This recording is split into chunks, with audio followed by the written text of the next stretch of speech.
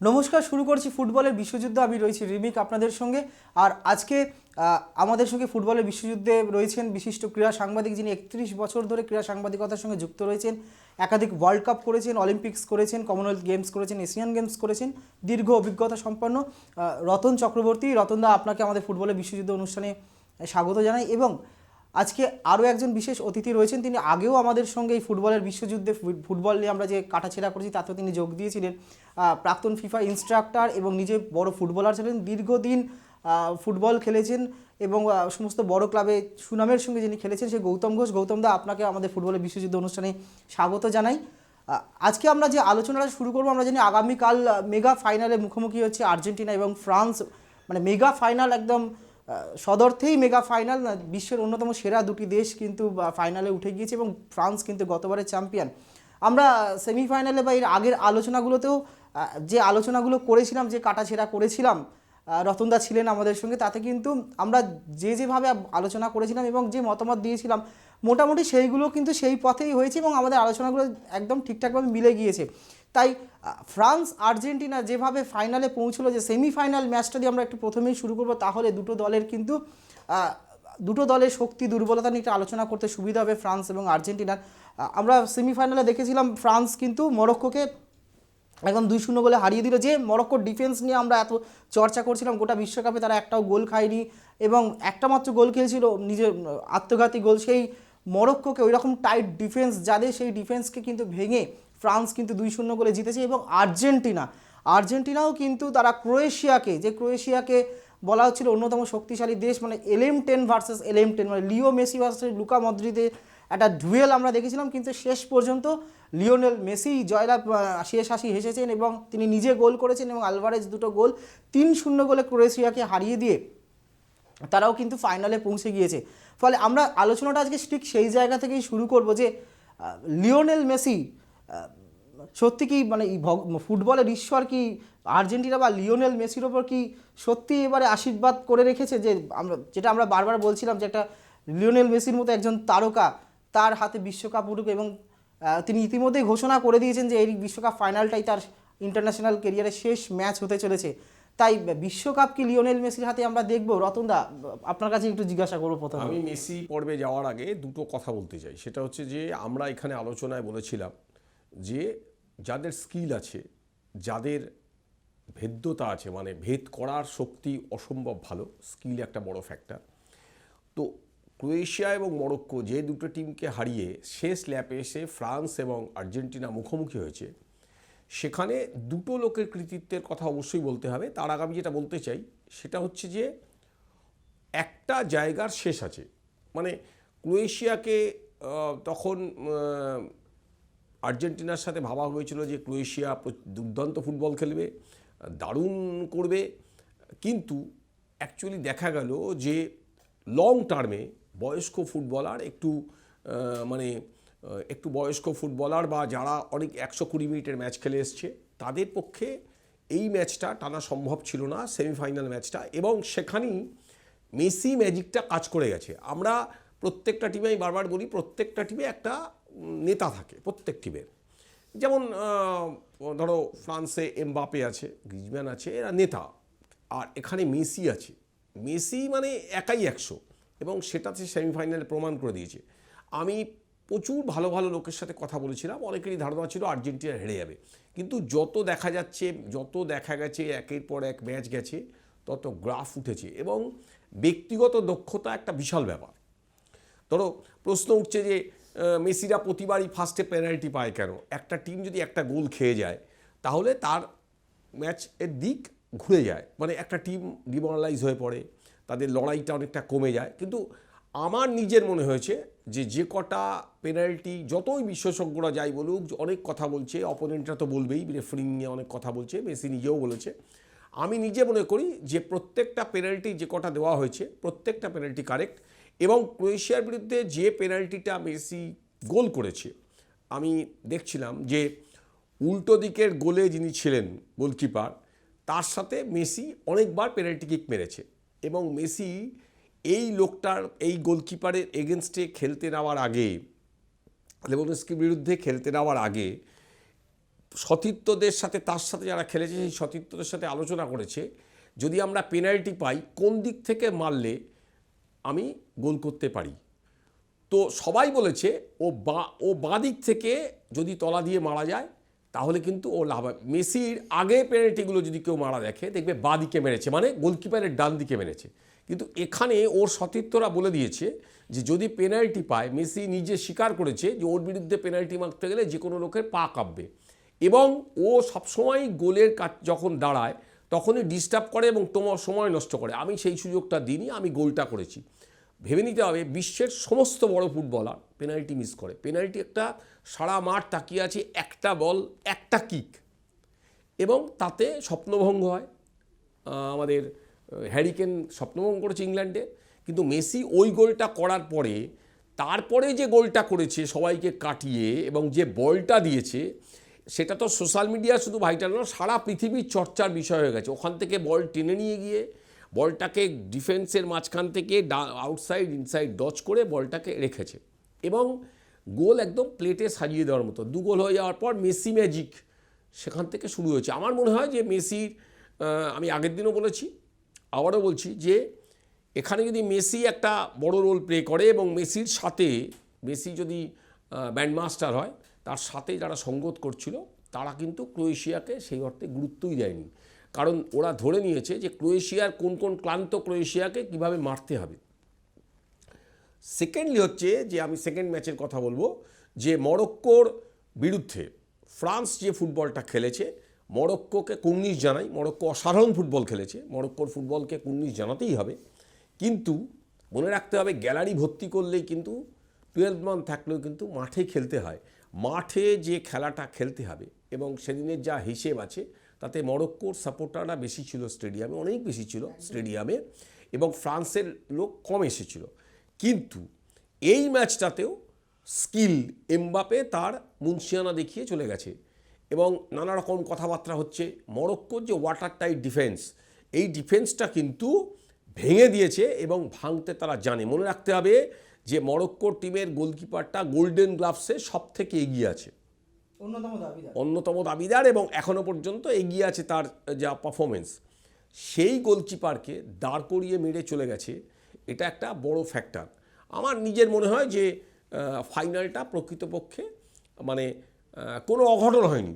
মানে আমার মনে হয়েছে যে এটাই ঘটনা ছিল যে ফ্রান্স এবং আর্জেন্টিনা ফাইনাল উঠবে। আমরা এখানে বসে গৌতম আলোচনা করেছি, আমরা আলোচনা করেছি যে ফ্রান্স এবং আর্জেন্টিনার ফাইনালে ওঠাটা যেমন ফ্লুক নয়, সেরকমভাবেই দুটো টিম ফাইনালে উঠেছে এবং যেভাবে খেলে উঠেছে সেটা কিন্তু ওদের কৃতিত্বের জন্যই। এবং মনে রাখতে হবে এতে ব্যক্তিগত স্কিল একটা বিরাট কাজ করেছে। আপনি যেটা বলছিলেন রতনদা, আমরা প্রথম দিন থেকে যখন এই ফুটবলের বিশ্বযুদ্ধ অনুষ্ঠান শুরু করি, একদম 20 তারিখ থেকে, গত মাসের 20 তারিখ থেকে, তখন কিন্তু আমরা প্রথম দিন থেকেই, আপনিও বলছিলেন এবং আমরাও আলোচনা করছিলাম যে এবারে কিন্তু অন্যতম ফেভারিট আমরা ফ্রান্সকে কিন্তু ফাইনালে দেখছিলাম, মানে প্রথম লিগের 1-2 ম্যাচ দেখার পরে, এবং আর্জেন্টিনাকেও আমরা অন্যতম ফেভারিট হিসেবে ধরেছিলাম। শুধু মেসির লাস্ট বিশ্বকাপ বলেই নয়, এই দলটার মধ্যে অনেকটা ব্যালেন্স টিম বলে। আমি গৌতমদার কাছে আসবো। গৌতমদা, আমরা দুটো সেমিফাইনাল খেলা দেখলাম আর্জেন্টিনা এবং ফ্রান্সের, যেটা রতনদা বলছিলেন যে আমি মরক্কো দিয়েই শুরু করব, মরক্কো ফ্রান্স খেলাটা দিয়েই শুরু করব। দুটো ম্যাচে আমরা দেখলাম কোয়ার্টার ফাইনাল এবং সেমিফাইনালে যে ফ্রান্সের যে মেন স্কোরার, মানে যাকে গেছি, এমবাপে কিন্তু গোল পায়নি ঠিক, তবে এমবাপের যে সেকেন্ড অ্যাসিস্টটা ফ্রান্সের সেকেন্ড গোলে, সেটা কিন্তু অসাধারণ। এবং আর্জেন্টিনার খেলাও আমরা কিন্তু দেখলাম, মেসি ম্যাজিক দেখলাম, মেসি পেনাল্টি থেকে গোল করলো এবং অ্যাসিস্টও করলো। মানে কীরকম দেখলেন দুটো দলকে ফাইনালের নামার আগে, দুটো দলকে নিয়ে আপনার কি অভিমত?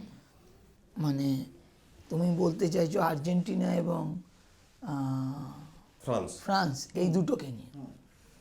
দেখো, দুটো টিমের যদি আলোচনা করা যায় এবং তাদের মানে অ্যাটাকিং, ডিফেন্ডিং এবং ট্রানজিশন ভারসাম্যটাকে যদি সঠিকভাবে দেখা যায়, তাহলে একটা জিনিস ফিল করবে। আমি ফ্রান্স নিয়ে বলছি, ফ্রান্সের ডিফেন্স, মিডফিল্ড এবং অ্যাটাকিং লাইন, ফ্রান্সের অ্যাটাকিং লাইন এখন পৃথিবীর one of the best attacking লাইনের মধ্যে পড়ে। এবং এইখানে যদি তুমি ভালো করে দেখো যে জিউ, এমবাপ্পে এবং ডেম্বেলে, তার সাথে পেছন থেকে গ্রিজম্যান, এই যে চতুর্মুখী ওদের যে আক্রমণের একটা ক্ষুরাধার আক্রমণ, এবং এইটা পৃথিবীর যে কোনো ডিফেন্সকে এই মুহূর্তে নড়িয়ে দেওয়ার জন্য, এবং তারা একবার নয় বারবার প্রমাণ করেছে। এবং এদের মধ্যে কোনো একটা প্লেয়ারকে তুমি যদি আটকে তুমি যদি মনে করো যে আমি সাকসেস হতে পারবো, একদম ভুল। যে কোনো দিন যে কোনো প্লেয়ার সাকসেস হতে পারে, এবং সবাই স্টার এরা, তারা সেই দিনকার মহানায়ক হয়ে যেতে পারে। আমার একটাই কথা, এই জায়গাটাকে আর্জেন্টিনার ডিফেন্স কীরমভাবে মানে প্রতিপক্ষ করতে পারবে, এই জায়গাটা হচ্ছে সবচেয়ে বড় চ্যালেঞ্জ।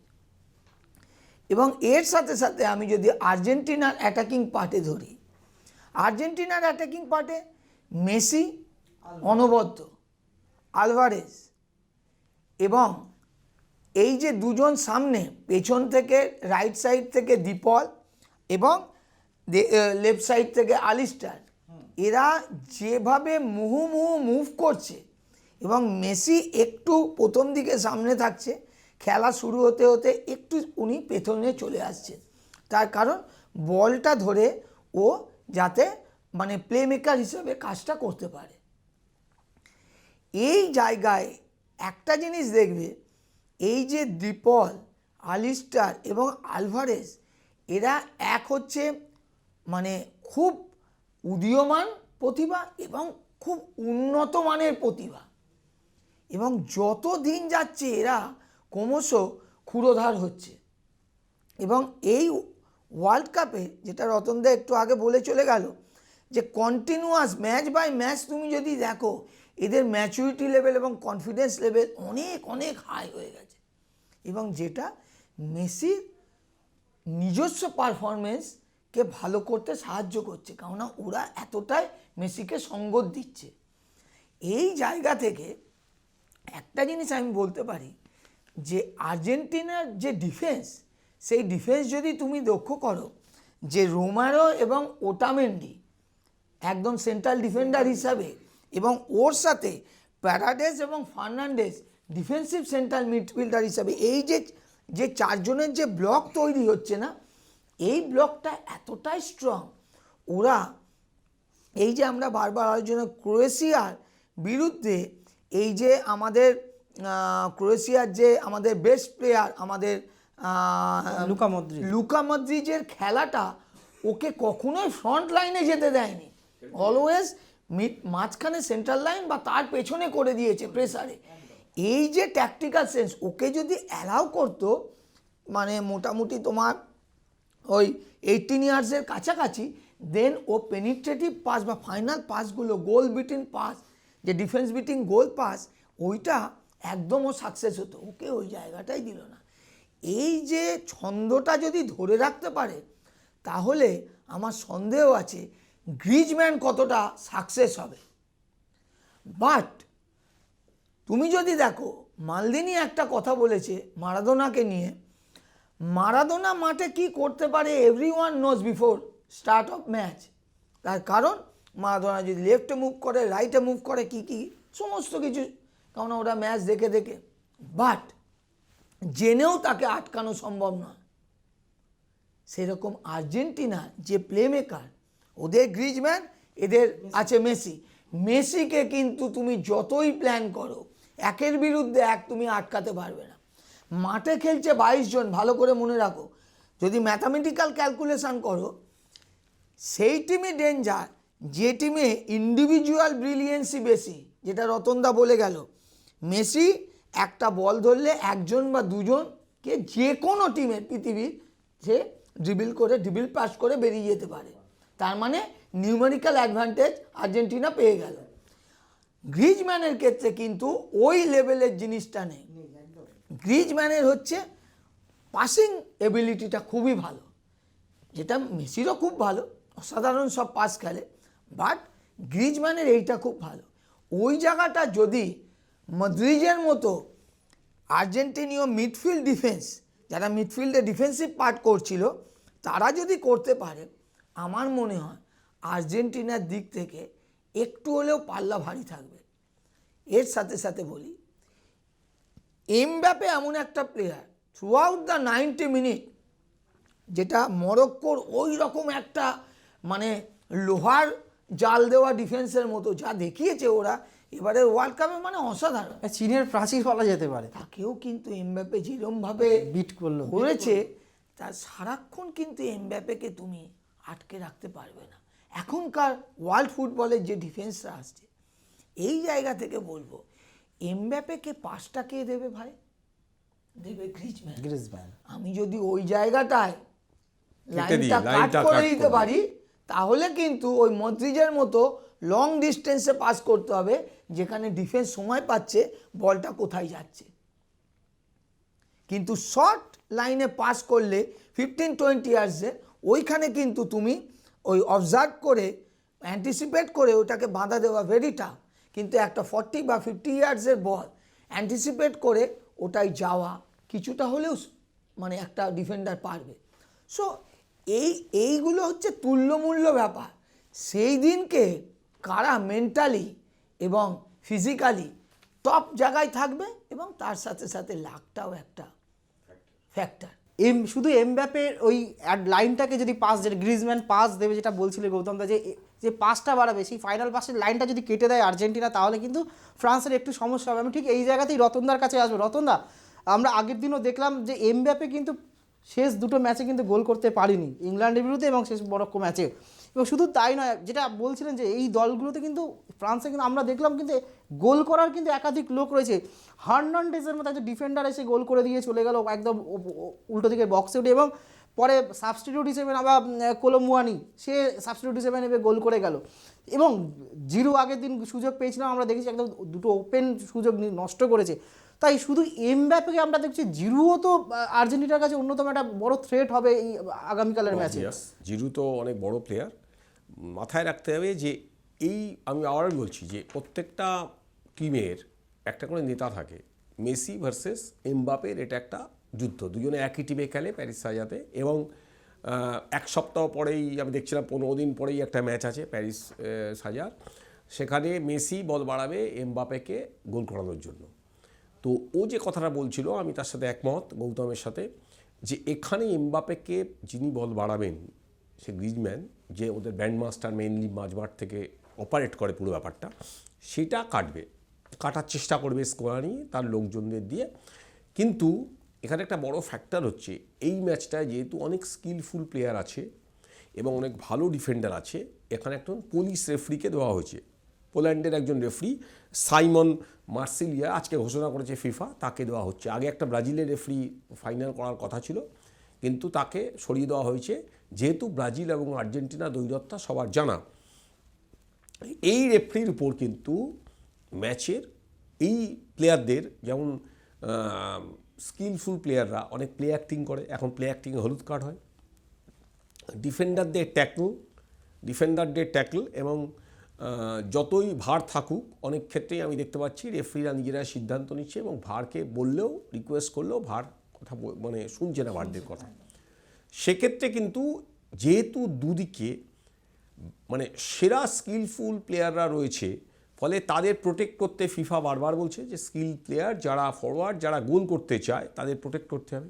পাশাপাশি ডিফেন্ডাররা, টপ ডিফেন্ডার এখানে আছে, সেই ডিফেন্ডাররা কিন্তু সবসময় চেষ্টা করবে এদের রক্ষার জন্য। এবং যেহেতু এরা বিশ্ব ফুটবলের বিভিন্ন ক্লাব ফুটবল খেলে, সবাই সবাইকে জানে। আরও একটা ব্যাপার যেটা হচ্ছে, এখানে মেসির শেষ ম্যাচ, এটা বিশ্ব ফুটবলে মেসির শেষ ম্যাচ নিজেই ঘোষণা করে দিয়েছে।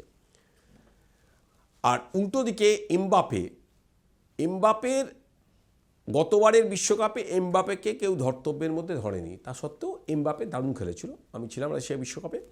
এবারে কিন্তু এমবাপের কাছে এমবাপে লম্বা দৌড়ের ঘোড়া, সেটা এবারে বোঝা গেছে যে এমবাপে কিন্তু নেতা হয়ে উঠেছে ওদের টিমে। পোগবা নেই ওদের টিমে, বেনজামা শোনা যাচ্ছে ফিরে আসবে, কিন্তু ওদের কোচ কালকে দিদির উদ্দেশ্য বলেছে যে বেনজামা ফিরলেই তো খেলতে পারবে না, তাকে যার জায়গায় বসাবো কিনা এখনো ঠিক করি, আর বেঞ্জামা নিয়ে আমি কোনো মন্তব্য করবো না। রিয়াল মাদ্রিদ বলেছে যে ও খেলতে পারে, খেলতে পারে, রিয়াল মাদ্রিদ থেকে ছেড়েছে, ওরা ক্লিয়ারেন্স খেলাবে কি খেলাবে না সেটা নির্ভর করছে অন্য অনেক কারণের উপর। কারণ কাতারের যা আমি খবর পেলাম তাতে ওদের আবহাওয়া নেমে গেছে অনেকটাই, ফলে ওদের একটা ফ্লু হচ্ছে, একটা জ্বর হচ্ছে, এবং সেটা ফ্রান্সের শিবিরে দারুণভাবে আঘাত করেছে। এবং দুটো প্লেয়ার, গুয়াতো উপকামানা এবং তাতিয়ার হাভিয়ের, দুটো প্লেয়ার কিন্তু একদম শয্যাশায়ীর মতো অবস্থা, তাদের খেলানো যাবে না। তাদের দিদিয়ার দেশ স্বীকার করে দিয়েছে যে তাদের অন্য ঘরে রাখা হয়েছে যাতে অন্য টিমের সাথে হয়। এই যে হঠাৎ ফ্লুটা যে আরম্ভ হয়েছে, এটা কিন্তু ফ্রান্সের পক্ষে কতটা ভালো হবে, ফ্রান্সের মতো টিম অবভিয়াস এতগুলো ছেলে ছেড়ে এসছে,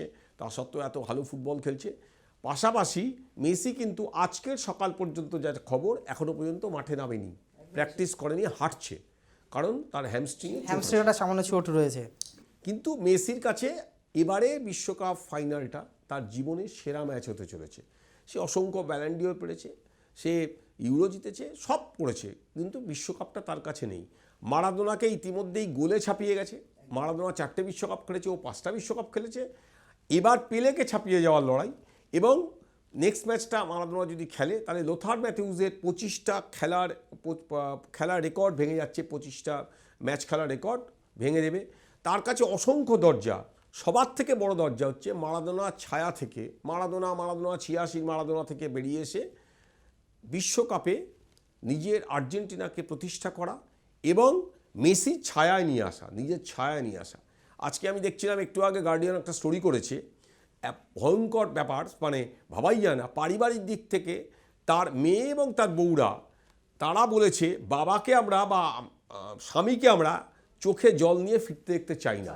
এটা একটা মানুষের উপর কিভাবে তার পারিবারিক চাপ, সারা বিশ্বের চাপ, লক্ষ লক্ষ সারা কলকাতা আর্জেন্টাইন ফ্ল্যাগে ভরে গেছে, ফ্রান্স গুনে গুনে দেখা যাচ্ছে, এবং সারা বিশ্বেরই যে চাপ, একটা 4.25 কোটি মানুষের দেশের, যেখানে গরুর চাষ ছাড়া আর পর্যটন ছাড়া কোনো আর্থিকভাবে অত্যন্ত দৈন্য অবস্থা, শুধু ফুটবলের উপর ভিত্তি করে সারা পৃথিবী আর্জেন্টিনা করে চেঁচাচ্ছে, সারা বিশ্বের কোটি কোটি লোক তাকিয়ে আছে, অসংখ্য আর্জেন্টাইন ফ্যান চলে এসছে, বিভিন্ন জায়গায় আর্জেন্টিনার সাথে ফ্রান্সের দর্শকদের মারামারি হচ্ছে বিভিন্ন দেশে, যেখানে ফ্রান্স এবং আর্জেন্টাইন দর্শক নেই। এই চাপ সহ্য করে মেসির পক্ষেই সম্ভব, কারণ মেসি, আমার মতে মেসি ঈশ্বর। মেসির জীবন, মেসির মানে তার চলাফেরা, তার পারিবারিক জীবন, তার ব্যক্তিগত জীবন, আমি বলছি না যে অনেক, মেসি একেবারেই রঙিন নয়, মেসি অনেক সাধারণ, মেসি অনেক কাছাকাছি, মেসিকে আমি খুব কাছ থেকে দেখেছি, মেসি অনেক সাধারণ, মেসি অনেক সুন্দর কথা বলে, এবং মেসির মধ্যে একটা ঠান্ডা ভাব আছে, মানে যেটা কিন্তু সেই মেসিকে তার পারিবারিক চাপ, তার বিভিন্ন চাপ তাকে এখন অ্যাগ্রেসিভ করে তুলেছে। এবং মেসি যেভাবে রেফারিদের এগেনস্টে অ্যাটাক করছে, বারবারই বলছি, রেফারিদের এগেনস্টে অ্যাটাক করছে, যেভাবে তার সতীর্থ, যে প্লেয়াররা গতবারের 2018 গ্যালারিতে বসে মেসির খেলা দেখে স্বপ্ন দেখেছিল, গোলকিপার মার্টিনেজ, এরা যে স্বপ্ন দেখেছিল মেসির সাথে খেলবো, তারা এখন মেসির সাথে আছে, মেসি তাদের সাথে নাচছে একই জায়গায়। আমরা দেখতে পাচ্ছি একের পর এক ক্লিপিংস আসছে যে মেসি তাদের সাথে নাচছে। মেসির মতো লোক পুরো টিমটাকে যে উদ্বুদ্ধ করছে, সেটা কিন্তু বিরাট ব্যাপার। এবং এই ফাইনালটা মেসির ফাইনাল, আমি বলছি মেসির জন্য এই ফাইনালটা, মেসি এবং মেসির দিকে সারা পৃথিবী তাকিয়ে থাকবে। এবং ও যেটা বলছিল যে মেসি ডিপে আসছে, মেসিকে ডিপে আসতেই হবে, কারণ তাকে মার্কার দেবে, ডাবল মার্কিং দেবে, ডাবল মার্কিং দিলে সবসময় নিচে নেবে, বল নিতে হয়, নাহলে নেওয়া করা যায় না। কিন্তু মেসি মাঝমাঠ থেকে 4টে ড্রিবলিংয়ে এমন বল বাড়াবে যার ঠিকানাটা শুধু গোল হতে পারে। ফলে এই ম্যাচটা আর্জেন্টিনার জন্য যতটা না, মেসির জন্য তার চেয়ে অনেক অনেক অনেক বেশি। এবং দিবালা এবং ডিমারিয়া দুজনেই ফিরছে বলে আমার কাছে খবর, এবং তারা দুজনেই মেসির সাথে খেলবে এই ম্যাচটায়। এবং টিমটা কিন্তু যথেষ্ট, মানে গ্রাফ যথেষ্ট উঁচু দিকে গেছে। বিশ্বমঞ্চে চ্যাম্পিয়ন হওয়ার জন্য যে সিমটম একটা টিমের মধ্যে লাগে, দেখলে বোঝা যায় তো একটা টিমের তার ড্রেসিং রুম। কেননা মেসি নিজে বলছে যে মেসি একটা অনন্য রেকর্ড করতে চলেছে, 4টে ম্যাচে সেরার মুকুট পেয়েছে, 5 নম্বর পেলে পৃথিবীর কোনো প্লেয়ার নেই যে 5টা পরপর ম্যাচে, যদি বিশ্বকাপের ম্যাচটা ফাইনাল খেলে মেসি, তাহলে তো সমস্ত রেকর্ড ভেঙে চুড়ে দুমড়ে যাবে। মারাদোনার রেকর্ড, মারাদোনার শুধু বিশ্বকাপ ছোঁয়ার রেকর্ডটা ছাড়া সব রেকর্ড ইতিমধ্যেই দুমড়ে মুচড়ে গেছে, এবং পেলে রেকর্ডগুলো ভাঙতে চলেছে। সেটা অবশ্য আমাদের এমবাপের সামনেও আছে।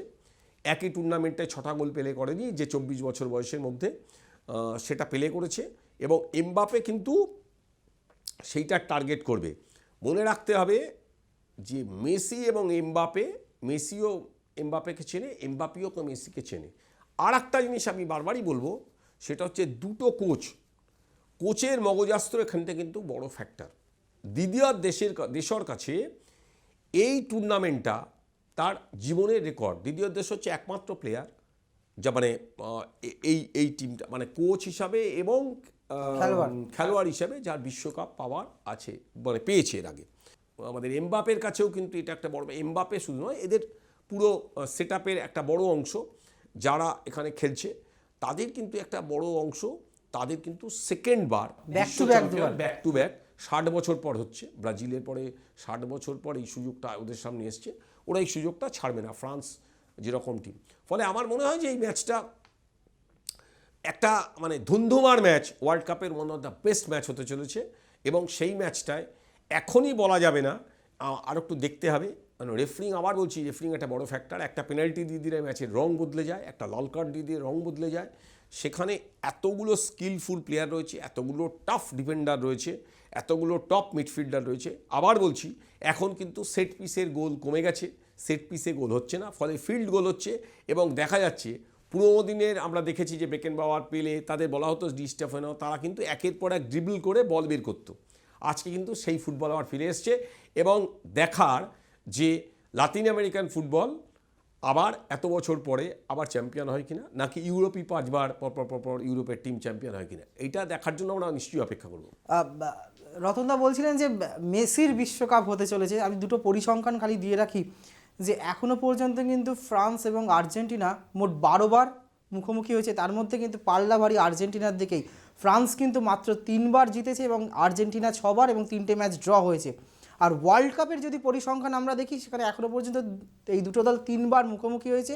ফ্রান্স 1 বার জিতেছে, যেটা গত রাশিয়া বিশ্বকাপে 4-3 গোলে হারিয়েছিল। সেখানে 2টো গোল ছিল এমবাপের, এবং মেসিরও 2টো অ্যাসিস্ট ছিল। এবং আর্জেন্টিনা কিন্তু 2টো ম্যাচ জিতেছে ওয়ার্ল্ড কাপে, একটা 1930-তে 1930 সালে 1-0 গোলে, এবং 1978 সালে 2-1 গোলে জিতেছিল।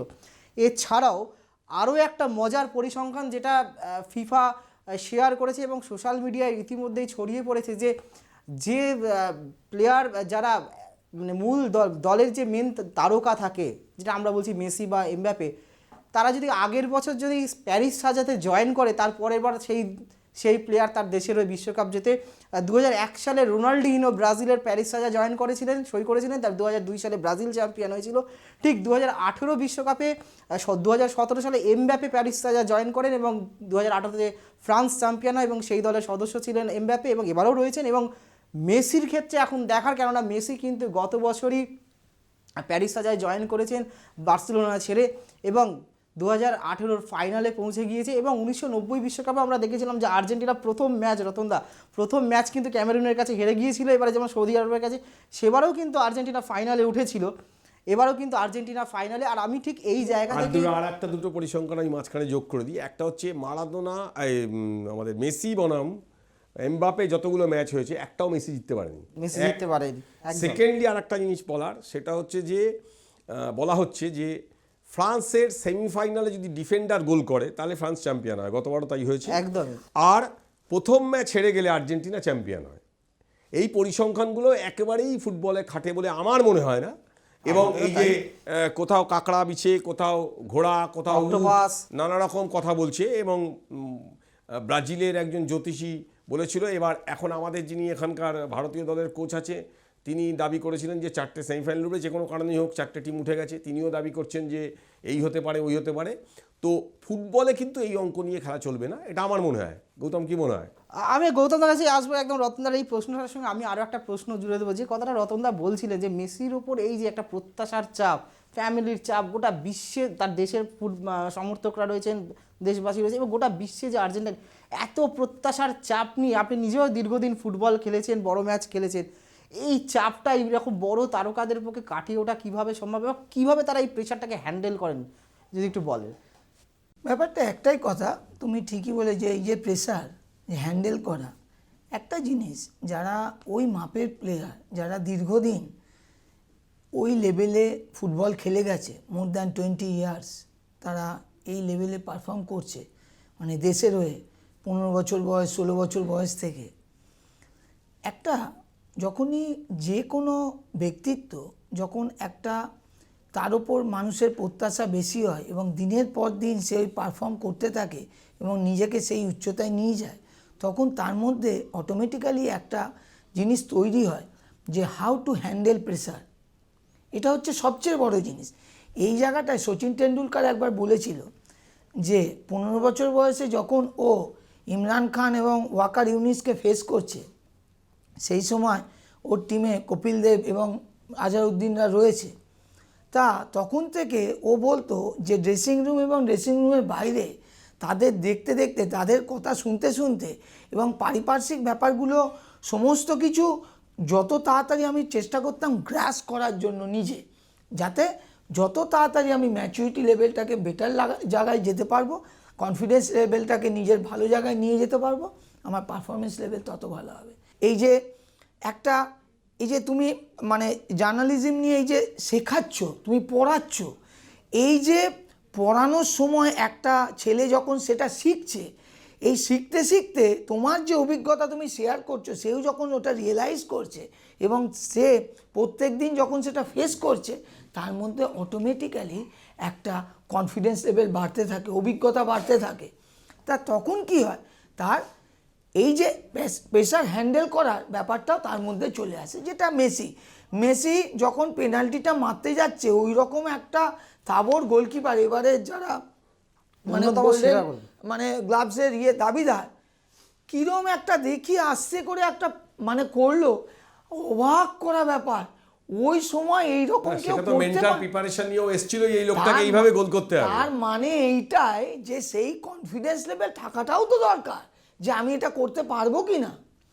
আমার এই জায়গাটাই বলা, আজকে মেসিকে নিয়ে মানে দেশও এই কথাটাই বলেছে, যথেষ্ট ভালো জানে এবং কিছু কিছু ক্ষেত্রে নিরুপায়ও থাকবে, সেটাও আমরা জানি যে মেসি যখন বল ধরবে, যেটা আপনি বলছিলেন যে মারাদোনা, মেসি এরা কি করবে আমরা জানি, কিন্তু আমরা আটকাতে পারবো না, সেটা মালদিনি নিজে বলেছে।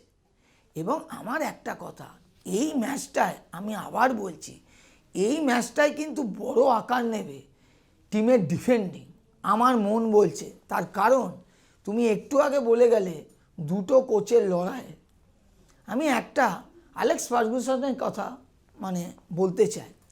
স্যার অ্যালেক্স ফার্গুসন বলেছিলেন, যাদের ডিফেন্স ভালো তারা একটা টুর্নামেন্ট জেতে, যাদের অ্যাটাকিং ভালো তারা একটা ম্যাচ জেতে।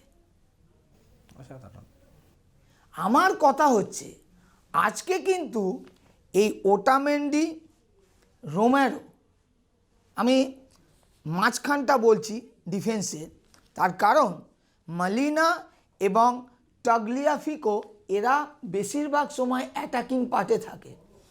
ডিফেন্ডিং পার্টে রোমারো, ওটামেন্ডির সাথে প্যারাডেস এবং ফার্নান্ডেজ, এই যে ব্লক, এরা কতটা ভালো।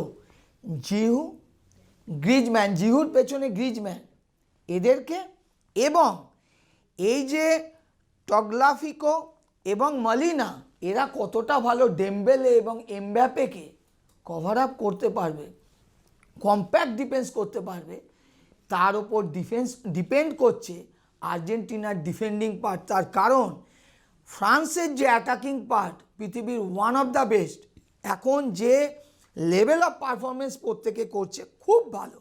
এদেরকে আটকাতে গেলে এই আমি যাদের নাম বললাম, কেননা মার্টিনেজ যে আমাদের আর্জেন্টাইন গোলকিপার, এবারের ওয়ার্ল্ড কাপে দুরন্ত ফর্মে, এটা মাথায় রেখে এই যে 6 থেকে 7 জনের, আমি মানছি, কিন্তু এইবারের তোমাকে প্রেজেন্ট দেখতে হবে, অ্যাট প্রেজেন্ট ওয়ার্ল্ড কাপে কি হতে চলেছে। সেই জায়গা থেকে এরা যেভাবে লুকা মদ্রিচকে ওদের কোচ স্কোলানি যে ধরনের সেন্সের কাজ করলো, আমি হ্যাটস আপ, যে একটা অত বড় প্লেয়ারকে পেনাল্টি বক্সের কাছে ঘেঁষতে দিল না।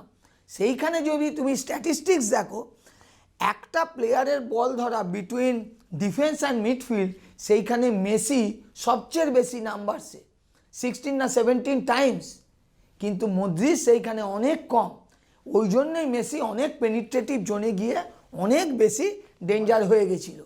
এই জায়গাটা স্কোলানি মদ্রিজকে আসতেই দেয়নি, এতটাই প্রেসার দিয়েছে। এই প্যারাডেস এবং ফার্নান্ডেজ এত সুন্দর ব্লকিং করেছে, মিডফিল্ড ব্লকিং, যার ফলে আসতে দেয়নি। এটা যদি গ্রিজম্যানের সাথে করে তাহলে আমি বলবো আর্জেন্টিনার ডিফেন্সিভ পার্টে সাকসেস হওয়ার মানে পার্সেন্টেজ বেশি থাকবে।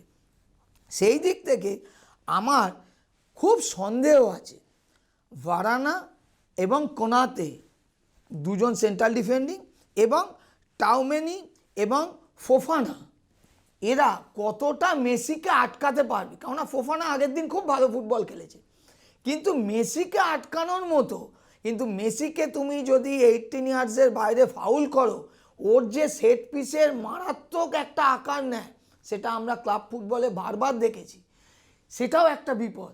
তার মানে ফাউল করাও বিপদ এবং ওকে ফাউল না করে আটকানোটাও শক্ত। তা কোন জায়গাটা করবে, এই জায়গাটায় দেশ এইটাকে কিভাবে ম্যানেজ করবে, এটা হচ্ছে বিরাট বড় ব্যাপার। আর একটা জিনিস যেটা রতনদা বলে গেল, যে দিবালাকে নামিয়েছিল লাস্ট ম্যাচে, এবং আমরা জানি ইটালিয়ান লিগে one of the best player Dybala. ওকে যদি পরে নামিয়ে মানে স্কোলানি কি করবে আমি জানি না, কেননা ওর সাথেও মেসির যে কম্বিনেশন আন্ডারস্ট্যান্ডিং, বোঝাপড়া অসাধারণ, যেটা আলভারেজের সাথে আমরা দেখতে পাচ্ছি। মেসি বল ধরলেই মুভমেন্ট, এরা মানে অন্ধের মতো চলে যাচ্ছে, মানে ওরা জানে যে মেসি কি করতে পারে এবং মেসিও জানে ওরা কোথায় মুভ করছে। রাইট ব্যাক থেকে মলিনা উঠে যেভাবে ফিনিশ করেছিল এর আগের দিনে, চিন্তা করা যায় না। আর আরেকটা প্লেয়ারের কথা আর্জেন্টিনা না বলে নয়, one of the fittest player De Paul, এবং সারাক্ষণ 90 মিনিট যে মানে আমি বলবো ফিটনেস লেভেল যেভাবে দেখাচ্ছে, ওর ট্রানজিশন আর্জেন্টিনা টিমের সবচেয়ে ভালো। ট্রানজিশনের অর্থ হচ্ছে অ্যাটাকে যত ফাস্টে যাচ্ছে, ডিফেন্ডিংয়েও তত ফাস্টে নামছে। এটা ওর এত ভালো, এবং যার ফলে আর্জেন্টিনার ডিফেন্সও ওকে যখন পায়, ফিরে পায়, ওরাও স্বস্তি পায়, এবং ফিজিক্যালিও খুব একটা স্ট্রাকচারটাও ওর খুব ভালো। সো এই যে অ্যাডভান্টেজ এবং ডিসঅ্যাডভান্টেজ, এইগুলো যদি ক্যালকুলেশান করো, তাহলে আমি বলবো যে যদি এমবাপ্পেকে ওটামান্ডি অ্যান্ড গ্রুপ, কেননা ওটামান্ডি মোস্ট সিনিয়র প্লেয়ার আর্জেন্টিনা ডিফেন্সে, ওটামান্ডি রোমারোর ওদের যে গ্রুপ, ওরা যদি ওকে এমবাপ্পেকে ঠিকমতো রাখতে পারে, আর প্যারাডেস এবং ফার্নান্ডেস মিডফিল্ডে গ্রিজম্যানকে যদি বল সাপ্লাইং জায়গাটা কিছুটা বাধা দিতে পারে, তাহলে আমার মনে হয় যে ফ্রান্সের ডিফেন্ডিং লাইন, যেখানে আমার কোয়েশ্চেন মার্ক আছে যে মেসিকে কতক্ষণ আটকে রাখতে পারবে, আর এরা যদি এই জিনিসটা করে, তাহলে আমার মনে হচ্ছে একটু হলেও মেসির দিকে। মেসিকে আটকানো বা এমবাপ্পেকে আটকানো, দুই দলের কি স্ট্র্যাটেজি হতে পারে, মানে একজন কোচ হিসাবে কি হওয়া উচিত? একটা কোচিং শিখেছি পড়াশুনো করে, এবং বড় বড় আমাদের পৃথিবীর কোচেদের কাছ থেকে আমাদের যে শিক্ষাটা আমরা পেয়েছি এই এত বছর ধরে, সেই জায়গা থেকে আমি বলছি। কিন্তু কখনোই আমার এই ইয়েটা নেবেন না যে আমি কোনো রকম মানে জ্ঞান দেওয়া বা কিছু না, যেহেতু আপনি চিন্তাধারা থেকে বলা, কোচিংয়ের সঙ্গে দীর্ঘদিন যুক্ত রয়েছেন, একটা জিনিস, যে প্লেয়ার দেখুন দু রকমের রান আছে, একটা লং স্ট্রাইডে ও ফাস্ট রান লং ডিস্টেন্সে, আর একটা শর্ট স্পেলে। এমবাপ্পে যে ধরনের দৌড়টা দৌড়ায়, রতনদা যদি 20 to 25 মিটার্সের একটা স্পেল দাও, no one can stop Mbappe. এবং মেসি 8 ইয়ার্সের যদি একটা দাও, 8 to 10 ইয়ার্সে, মানে সবচেয়ে দ্রুততার সাথে এখনও যাবে 35 বছর বয়সে, উইথ বলে বলছি। সো দুজনের চারিত্রিক দিক কিন্তু দুরকম। এই জায়গায় তুমি যদি এমবাপ্পেকে জায়গা দাও, এমবাপ্পে তোমায় তছনছ করে দিয়ে চলে যাবে। কিন্তু মেসিকে তুমি জায়গা দাও বা না দাও, কতক্ষণ তুমি মেসিকে আটকাবে, ডান দিক বলো বাঁ দিক বলো, নো ওয়ান নোজ। ওর মধ্যে যদি তুমি ওকে ফিজিক্যালি ট্যাকেল করতে চাও, ফাউল, এবং ওর যে set piece, direct free kick, পৃথিবীর ওয়ান অফ দ্য বেস্ট, আমরা সবাই জানি, সেদিক থেকেও প্রবলেম। এবং ওকে যদি তুমি না করো ফিজিক্যালি, ওর যে টেকনিক্যাল যে কোয়ালিটি, এটা সম্বন্ধে পৃথিবীর সবাই জানে এবং পৃথিবী ওর জন্যই ফুটবল উপভোগ করে। তুমি যে এতক্ষণ মেসি নিয়ে বলছিলে, আমি শুনছিলাম এবং আমি উপভোগ করছিলাম রতনদা। সেই জন্য একটাই জিনিস যেটা স্কোলানি লুকাস মদ্রিজের সাথে করেছে, যে কখনোই এদেরকে যত তুমি পেনাল্টি বক্সের কাছে ঘেঁষতে দেবে, তত তুমি বিপদের নিজের বিপদ নিজে ডেকে আনবে। তোমায় একটাই কাজ করতে হবে, যদি তুমি চাও প্রেসার দিয়ে। আমার একটা ম্যাচ মনে আছে, ক্লাব ম্যাচ, সেটা মারিনো করেছিল, যে মেসির এগেনস্টে বার্সেলোনা, সেই প্রথম আমরা দেখেছিলাম এবং ওই খেলাটা নিয়ে আমার মনে হয় চর্চাও হয়েছিল, যে মেসিকে কখনোই ও আসতে দিচ্ছে না পেনাল্টি বক্সের ধারে কাছে। ও মেসিকে এতটাই প্রেসার করছে যে মেসি একদম সেন্টার লাইনের কাছে যাতে চলে যায়, ওইখান থেকে দূর পাল্লার ওর মানে থ্রু পাস যেন বাড়ায়, লং বল, এবং সেটাই মেসি সাকসেস হয়নি। তার কারণ মেসি তখনই ডেঞ্জার যখন ও বলটা নিয়ে মুভ করে 1-2 খেলবে, ওয়াল পাস খেলে নেবে ওদের স্ট্রাইকারদের সাথে এবং পেছন থেকে ফিনিশ করবে। ওটা হচ্ছে সবচেয়ে ডেঞ্জার, দেখিয়ে দিয়েছে সেমিফাইনালে একদম। ওকে যদি তুমি অ্যালাউ করেছো কাছাকাছি, তুমি মরেছো। সেই জায়গাটায় আমি বারবার বলছিলাম যে স্কোলানির ওটা বিরাট একটা, ও দেখিয়ে দিয়ে গেছে লুকা মদ্রিজকে নিয়ে, ওয়ান অফ দ্য ফাইনেস্ট মানে পেনিট্রেটিভ পাসার ইন ওয়ার্ল্ড ফুটবল মানে লুকা মদ্রিজ, কিন্তু তাকে সেই জায়গাটা দেয়নি। এদের ক্ষেত্রেও তাই, এদেরকে তুমি মানে 90 মিনিটস কন্টিনিউয়াস আটকে রাখা সম্ভব নয় রতনদা। আমরা বলছি বটে, কোচেরাও বলবে, কিন্তু তুমি যদি ভাবো সারাক্ষণ, হ্যাঁ অনেকক্ষণ আটকে দেওয়া মানেও বিরাট ব্যাপার, যে কিন্তু সারাক্ষণ আটকে রাখা সম্ভব না। এদের যে মাত্রার প্লেয়ার, আর সবসময় জেনে রাখবে প্লেয়ার সেই ডেঞ্জার যে খুব স্পিডি মুভমেন্ট করে। আমি আগের দিন জিউর কথাও বলছিলাম যে ডবল রান ভেরি ডেঞ্জার, তার কারণ আমি এক্ষুনি এই দেখছি ফ্র্যাকশন অফ সেকেন্ডে কোথায় চলে গেল। যে এই ব্যাপারগুলো, এগুলো কিন্তু খুব মারাত্মক আকার নেয়। মেসি দেখবে সারাক্ষণ হাঁটছে, হাঁটতে হাঁটতে নিজেকে এমন একটা জায়গায় নিয়ে চলে গেল, সব প্লেয়ার বলের দিকে তাকিয়ে, ও কিন্তু সবার অন্য দিকে, ও কিন্তু অপোজিট দিক থেকে নিজেকে একটা অন্য জায়গায় নিয়ে গিয়ে দাঁড় করালো। ও জানে, ওর প্লেয়াররাও জানে, ওও জানে বলটা আসবে, আমার নেক্সট স্টেপ কি, ও ভবিষ্যৎটা দেখতে পায়, ফিউচারটা বুঝতে পারে আমি কি করতে যাচ্ছি। সেই জন্যই সকলের থেকে আলাদা। এবার আমার একটা দুঃসাহসিক প্রশ্ন আছে, মানে আমরা আলোচনা করছি মেসিকে নিয়ে, আলোচনা হচ্ছে স্বাভাবিক মেসির মতো তারকা, মেসির কি কোথাও কি খামতি চোখে পড়ে? মানে মেসির কোনো উইক পয়েন্ট যেটাকে দেশও এনক্যাশ করতে পারে এই ম্যাচে? আমি একটু আগে তোমায় বলে গেলাম যে আমাদের কোচ আমাদের যিনি মারিনোর কথা, মারিনো মেসির এগেনস্টে বারবার আঘাত পেয়েছিল, কিন্তু আমার মনে আছে সেই ম্যাচটা বার্সেলোনা এগেনস্টে মারিনো কোচিং করছিল রিয়াল মাদ্রিদের হয়ে। সেই ম্যাচে প্রচণ্ড ফিজিক্যাল একটা খেলা খেলেছিল, তার সাথে সাথে মেসিকে পেনাল্টি এরিয়ার ওই দিকে আসতে দিচ্ছিল না, বাই প্রেসার ওকে ফোর্স করছিল। তার কারণ এমন ম্যান মার্কিং করছিল, যখনই বার্সেলোনার পায়ে বল ছিল, রিয়াল মাদ্রিদের একটা প্লেয়ার কন্টিনিউয়াস মেসির সাথে, এবার মেসিকে বল ধরতে গেলে অটোমেটিক নামতে হবে। যখনই তুমি নামতে যাচ্ছ তখনই তো তোমার অ্যাটাকারদের সাথে মিডফিল্ডারের ডিস্টেন্সটা অনেক বেড়ে যাচ্ছে, এবং তারপর তুমি যদি মানে সেন্ট্রাল ফিল্ডের ওখানে গিয়ে ফাউল করো, সেটা তো ডেঞ্জার নয়, ফ্রি কিক। কিন্তু 18 ইয়ার্সের কাছাকাছি, যে 20 ইয়ার্স 22 ইয়ার্সের ওখানে গিয়ে যদি তুমি একটা ফাউল করো ডাইরেক্ট ফ্রি কিক, আর মেসি তো মানে মারাত্মক। তো ভাবনাটা এই ধরনের হতে হবে। মেসিকে একমাত্র রেড কার্ড দেখে মারা ছাড়া, মেরে রেড কার্ড দেখে বাড়ি যাওয়া ছাড়া আর কোনো আমি অন্তত বুঝি না। মেসি তো রাগ একটা করে জিনিস না। আমার একটা জিনিস আমি আর একটা জিনিস আমি ভাবছি, সেটা তুমি কোচ হিসেবে ভালো বলতে পারবে, সেটা হচ্ছে যে আর্জেন্টিনা তার যে 6টা ম্যাচ খেলছে মানে ফাইনাল নিয়ে, তার 5টা ম্যাচ খেলেছে লুসেল স্টেডিয়ামে, আর ফ্রান্স একটা ম্যাচ মাত্র খেলেছে লুসেল স্টেডিয়ামে। এটা এক। সেকেন্ডলি হচ্ছে যে 90,000 দর্শক থাকবে লুসেল স্টেডিয়ামে, শোনা যাচ্ছে, লোকে বলছে, মানে আমি যতদূর খবর পেয়েছি 80,000 দর্শক থাকবে আর্জেন্টাইন। এই যে মাঠ এবং দর্শক কতটা ফ্যাক্টর হয়। রতনদা একটা বিরাট ব্যাপার, আমি একটা ছোট্ট উদাহরণ দিই। One of the finest player আমাদের সময় গুণবীর সিং, তুমি নাম শুনেছো, দীর্ঘ সময় ইন্ডিয়া টিমে খেলেছে।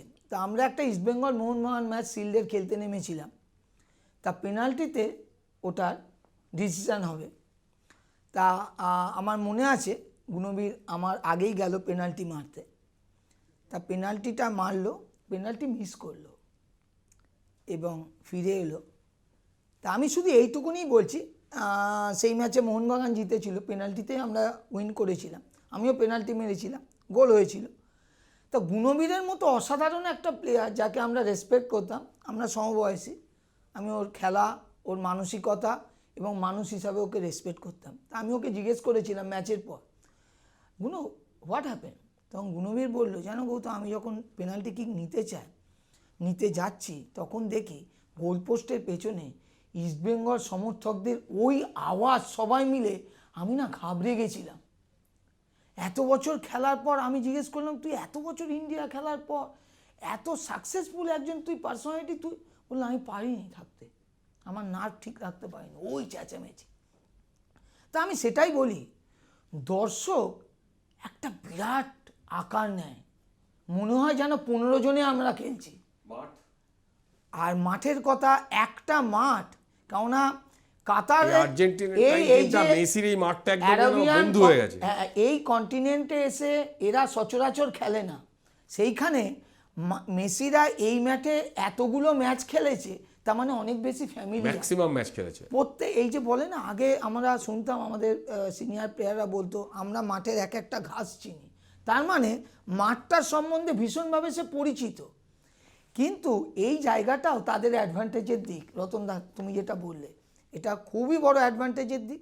এবং আমার মনে হয় যে এই ছোট ছোট কারণগুলো একটা বিরাট আকার নেবে, এগুলোই তো ফুটবলের বিউটি। এবং তোমার অনেক, তুমি বিদেশে বহু কভার করতে গেছো ম্যাচ, ওয়ার্ল্ড কাপ থেকে বড় বড় লেভেলের ক্লাব ম্যাচেস, এই যে এদের দর্শকরা 90 মিনিট ধরে কন্টিনিউয়াস চেঁচাতে থাকে, এইটা যে কত বড় অ্যাডভান্টেজ এবং অন্য টিমের কাছে কত বড় প্রেসার, সে তো তোমরাও জানো, আমরাও প্লেয়ার হিসাবে নিজেদের। এটাও তো ভাবতে হবে যে স্টার যারা বড় হয়, যারা বড় প্লেয়ার হয়, যাদের তারকা হতে চায়, যারা চ্যাম্পিয়ন হতে চায়, তাকে এই বাধাগুলো পেরিয়ে যেতে হবে। আমি এটা আমার কথা বলছি না, দিদিয়র দেশও কালকে বলেছে যে খেলা হবে মাঠে, ওপরে যত দর্শকই থাকুক।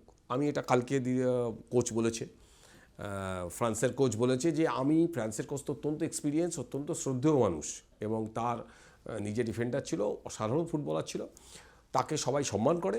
আমি বলছি যে তোমাকে তো এই জায়গার থেকে বেরোতে হয়। আমরা কলকাতা মাঠেও দেখেছি, আমি এত ডার্বি করেছি, আমি 84টা ডার্বি লিখেছি, আমার চেয়ে বেশি মনে হয় কেউ ডার্বি করেনি আজ পর্যন্ত। তো ডার্বিতেও দেখেছি 50-50 দর্শক থাকে, কিন্তু একটা প্লেয়ার ব্যারেটো বা XYZ চিমা, আমি এদের দেখেছি, বা অনেক ছোট প্লেয়ার এই ডার্বি ম্যাচে, লালমপুইয়ার মতো প্লেয়ার, এরা গোল করেছে, কেয়ার নাসিরির মতো, কেয়ার নাসির ফাঁকা মাঠে করেছে।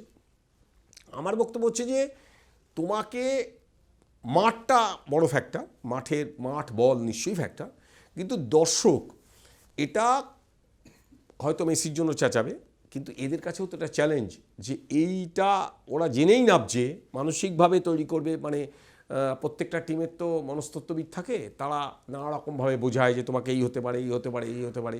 আমি শুনেছি অনেক প্লেয়ার কানে তুলো দিয়ে, একটা কানে তুলো দিয়ে নাবে, তো মানে ওদের অনেক বিজ্ঞানভিত্তিক অনেক ব্যাপার ট্যাপার আছে। তো আমি বলতে চাইছি যে তোমাকে যদি চ্যাম্পিয়ন হতে হয়, ফ্রান্সকে যদি চ্যাম্পিয়ন হতে হয়, তাহলে কিন্তু গতবার কিন্তু ফ্রান্স যখন চ্যাম্পিয়ন হয়েছিল, তখন কিন্তু ক্রোয়েশিয়ান দর্শক প্রচুর পরিমাণে ছিল, মানে এবং ক্রোয়েশিয়ার প্রচুর দর্শক ছিল রাশিয়ার মাঠে। তার মধ্যেও ফ্রান্স চ্যাম্পিয়ন হয়েছিল।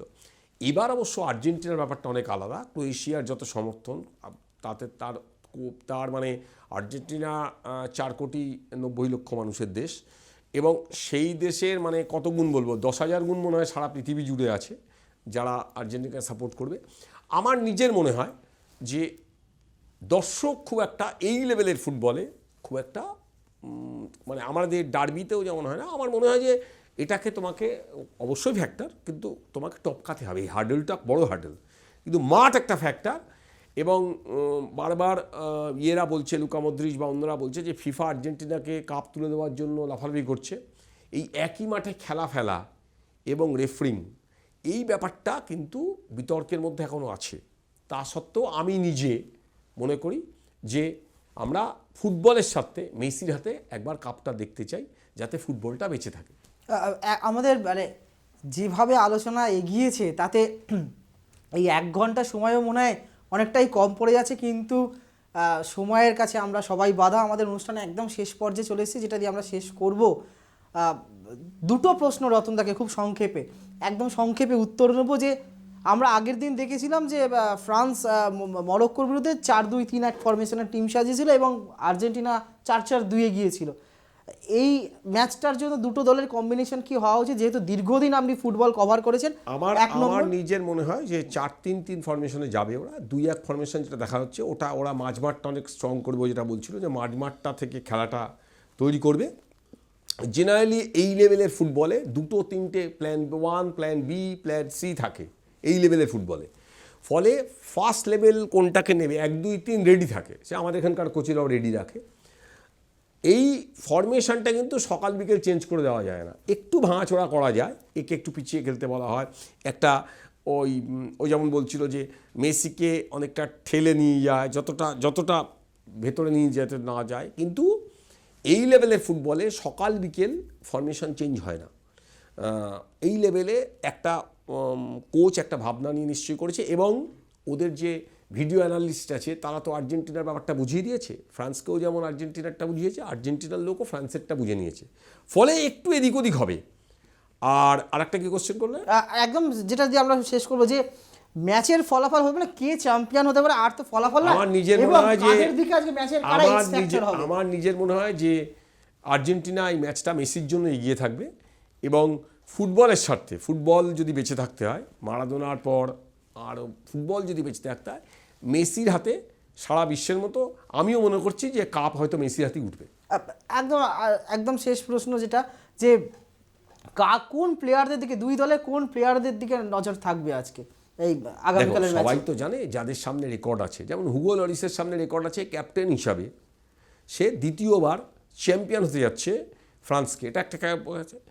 তোমার মেসির কাছে অন্তত 6টা টার্গেট আছে, এমবাপের কাছে আছে, অনেকগুলো প্লেয়ারের থেকে রিটায়ার করে যাবে, তারা শেষবারের মতো চ্যাম্পিয়ন হয়ে দেখতে চায়, সেটা আর্জেন্টাইন টিমে বেশি।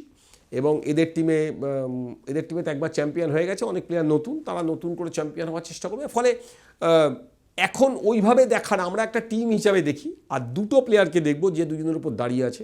আমি নিজে দুটো গোলকিপারকে দেখব, আর এমবাপেকে আর মেসিকে দেখার জন্য বসে থাকবো। আমি একদম গৌতমদার কাছে আসবো। গৌতমদা, ঠিক দুটো প্রশ্ন যেটা রতনদাকেও করলাম, যে খুব আগামীকালের ম্যাচটাতে দুটো টিমের ফরমেশন কি হওয়া উচিত, এবং কারা চ্যাম্পিয়ন হতে পারে, আর কাদের দিকে নজর থাকবে? ব্যাপারটা আমি এইটাই মনে করি যে ফরমেশন কী হবে সেটা কোচেরাই ঠিক করবে, বাট দুজন কোচই জানে যে দুটো টিমেরই তাদের অ্যাটাকিং পার্ট খুব স্ট্রং। সুতরাং এই সব কোচ ভাবছে যে আমি ডিফেন্ডিং পার্টটা কি করে ম্যানেজ করব। তার কারণ দুটো টিমই তাদের অ্যাটাকিং পার্ট পৃথিবীর মানে 1 নম্বরদের নিয়ে মানে রয়েছে। তা সুতরাং ওই যে বলে না, তোমার কাছে রাফায়েল আছে, তোমার কাছে মিগ আছে, এই রকম মানে এমন এমন অস্ত্র আছে, কিন্তু তাদের ডিফেন্স করার জন্য যে কিছু রাখতে হবে অস্ত্র, সেইটাও একটা ব্যাপার। তা আমার সেই জায়গায় মনে হয় যে যদি ডিফেন্ডিং পার্টটা দেখো, আমি আর্জেন্টিনার ডিফেন্ডিং পার্ট এখনও পর্যন্ত যা দেখলাম, যে আর্জেন্টিনার ডিফেন্ডিং পার্ট ফ্রান্সের থেকে একটু স্ট্রং। এই জায়গাটা যে ভালো ডিফেন্ডিং করবে সেই এই ম্যাচটা জিতবে। এইখানটা আমার ভাবনা, মানে আমার কোচিংয়ের ভাবনা থেকে আমি বলছি, এইটা হচ্ছে আমার মানে একদম তাই পুরো ডিপ্লোম্যাটিক উত্তর। আমি ডিপ্লোম্যাটিক উত্তর না, তুমি স্পেসিফিক যদি জানা হ্যাঁ, যায়, এবার কাদের হাতে কাপ উঠবে? কাদের হাতে কাপ উঠবে, আমি এইটা তো মানে খুবই মানে স্ট্রেট অ্যান্সার, বাট আমি এইটাই মনে করি যে এই ম্যাচটা আমার মনে হচ্ছে মানে এক্সট্রা টাইমের দিকে যেতে পারে। অতএব একদম সময় আমাদের শেষ। বিশ্বকাপ কাদের হাতে উঠবে, লিওনেল মেসি নাকি এমবাপে হাতে? ফ্রান্স কি ব্যাক টু ব্যাক দুবার ওয়ার্ল্ড কাপ জিতে নতুন ইতিহাস রচনা করবে, নাকি এই শতাব্দীর অন্যতম শ্রেষ্ঠ ফুটবলার মেসির হাতকে কাপ নিয়ে বিশ্বকাপ হাতে মেসি ফুটবলকে বিদায় জানাবে কিনা, সেটা আগামী কালের মধ্যে পরিষ্কার হয়ে যাবে। আমরা একটা অসাধারণ আলোচনা করলাম। আমাদের দুই অতিথিকেই এই একটা অসাধারণ আলোচনার জন্য, আমাদের ফুটবলের বিশ্বজিতে আসার জন্য আমরা ধন্যবাদ জানাচ্ছি। আজকের মতো ফুটবলের বিশ্বজিতে এখানেই শেষ করছি। চোখ রাখুন ট্রাইব টিভির পর্দায়।